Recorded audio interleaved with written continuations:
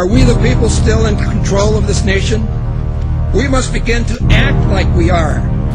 If we keep shipping our manufacturing jobs across the border and around the world and deindustrializing our country, we will not be able to defend this great country, and that is a risk we will never take. He started off as head of United We Stand. I'm afraid he's going to end up as head of Divided We Fall. Everything that he is worried about will get worse if NAFTA is defeated. We want jobs for America's working men and women. We want to get rid of the barriers that have prevented us from selling what we make in other countries. This is an historic opportunity to do that.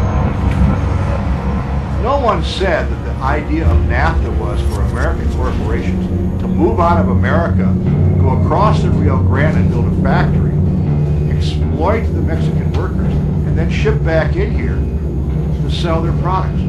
That wasn't what we were told. We were told they are dying to buy our refrigerators. They're dying to buy our cars. They want the American dream. They want our televisions. None of that happened. Today, they don't have the votes in the House of Representatives. We're in the third quarter. They can get them because they're buying them big time with your tax money. We're working the halls night and day to make sure it doesn't happen. You can play a key role in it. But sure, they all tried to sell it to you, and the fact that they couldn't demonstrates that this deal is not good for our country. Let me get a break, and then, but it doesn't impress you that every former president supports it? Impresses me that they couldn't do it. Oh, but it doesn't impress you that they support it. That they showed, those are the guys that cut the worst trade deals in history. He's already talked about it. It's not over with. Wait just a minute now. They did the Japanese deals. They did the Chinese deals. God bless them. They cost you 2 million jobs. 2 million jobs. You think they fooled Colin Powell? He's a great soldier, doesn't know anything about business.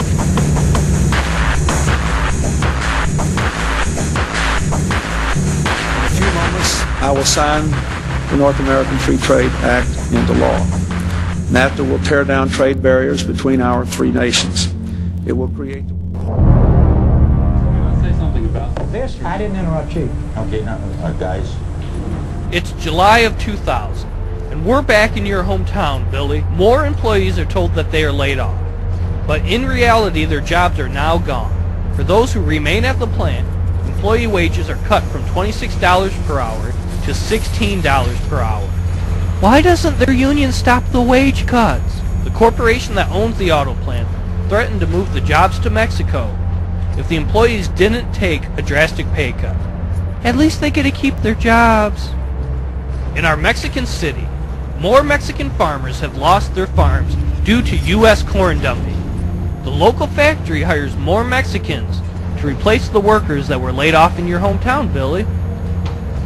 Also in July of 2000, Mexico signs a free trade agreement with the European Union. In time, this will indirectly give all of the European Union tariff-free access to the U.S. market. We've seen American jobs go to Mexico. And in turn, we haven't seen the life of the Mexican worker improve. Actually, the standard of living of the average worker in Mexico has gone down.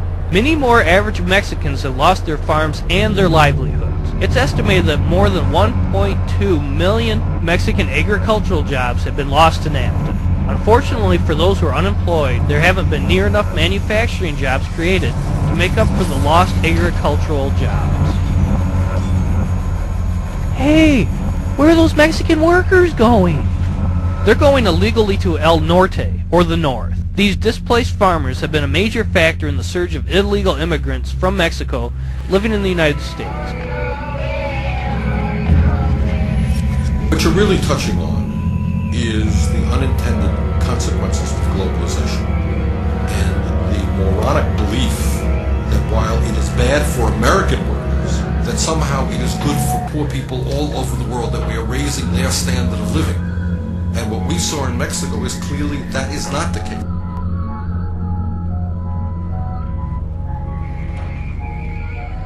Hey, where'd the auto parts plant go?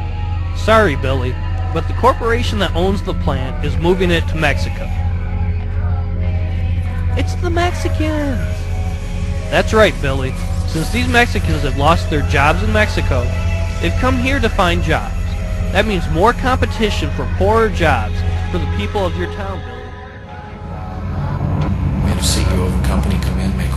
promises, and within 2 years, most of those workers are gone today. The company got everything they wanted from the Congress, and in fact, the workers got the shaft. I didn't have the money to get on those morning talk shows on Sunday morning as they did. I was actually denied the ability to go onto those programs and speak my piece because Archer Daniel Midland and the proponents of NAFTA sponsored the time. So then I really understood for the first time as a member of Congress how powerful they really were.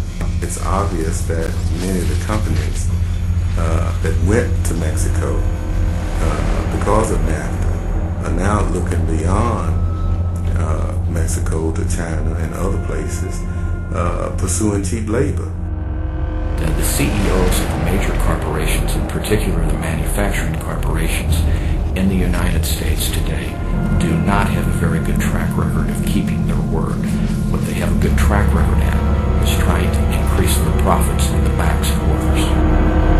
These are the people that are over on Capitol Hill with their lobbyists saying, we need more trade agreements like NAFTA, because they made a ton of money on NAFTA, and now they want to do the same thing, finding even cheaper labor in Guatemala, Chile, or wherever in South America.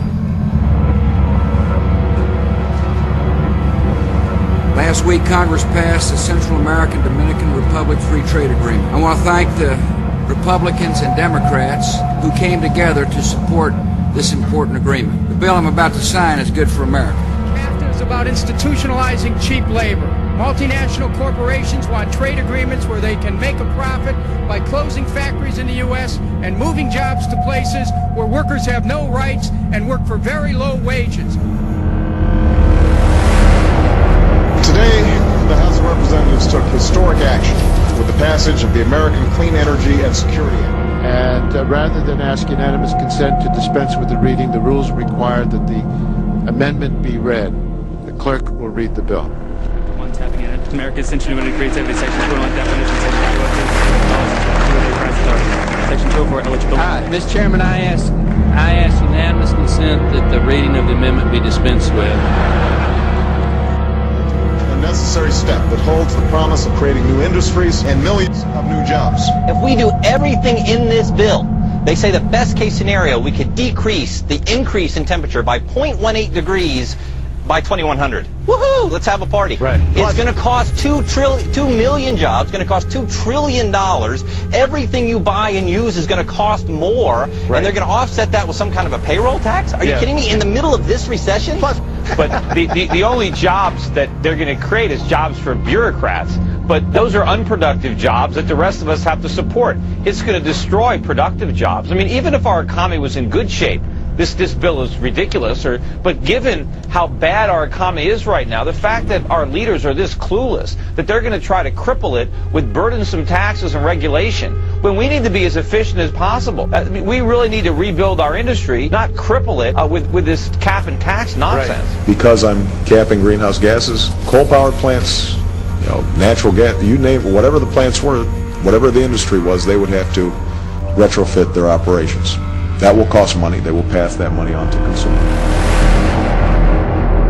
This is not a cutesy issue. We're talking about that can export millions of jobs out of our economy, out of our country, and testimony's been given just to those numbers. And so we're talking about a serious consequence that there would be on this country and the carbon leakage that would occur where the carbon would be emitted, but it would be emitted in China and India, and the jobs would go to China and India. And that's been testified before this committee in the last few days as well. So we can testify about the actual cost. Do you want to man-made global warming pollution causes global warming.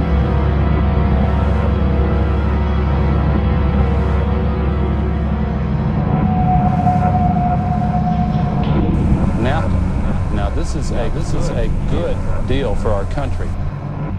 Supposed to be a feel-good event. Secretary of State Clinton and her special envoy for climate change, Todd Stern. The United States and other emitters of greenhouse gases should shoulder the biggest burden for cleaning up the environment and reducing our carbon footprint. We are simply not in a position to take on legally binding emission reduction targets. We need you in India. Someone's got to train the new guy. And after that? We'll find something for you. Company's growing. We'll find something for you. Of course, you're free to quit, but you haven't vested your stock options yet. Quit now and you give it up. You'll be out there in a bad job market with no unemployment benefits. That's these guys in about 20 minutes. No way. No, I'm not going to India to train my own replacement. All you need to do is visit the call center, improve the minutes per incident, and make sure the new guy's up to speed. Or does this new guy get paid? $500,000 rupees. That's $11,000 a year to do your job. And it's 8 heads for the price of 1. What are you going to do?